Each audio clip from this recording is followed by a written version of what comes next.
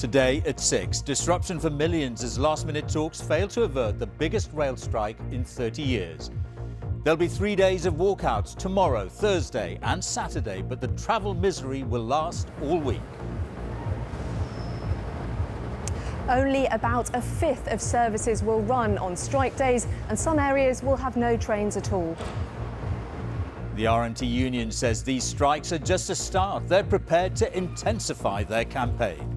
Faced with such an aggressive agenda of cuts to jobs, conditions, pay and pensions, the RMT has no choice but to defend our members industrially and to stop this race to the bottom.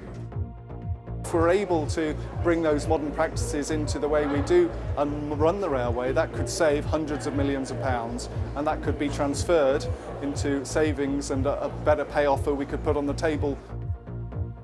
And where's the government in all of this? Ministers say it's down to the rail companies and their workers to sort out. Also tonight, the grooming gangs of Oldham. An independent inquiry says the council and Greater Manchester Police failed to safeguard vulnerable young girls. The mountain gorillas of Central Africa, once on the brink of extinction, now their numbers are rising. Are there wider lessons for conservation? If you're on the hunt for a first major golf title, why not make it the US Open? We'll have more on Matt Fitzpatrick's remarkable feat. And coming up on the BBC News Channel, reaction to the decision made by swimming's world governing body to stop transgender athletes from competing in women's races if they went through male puberty.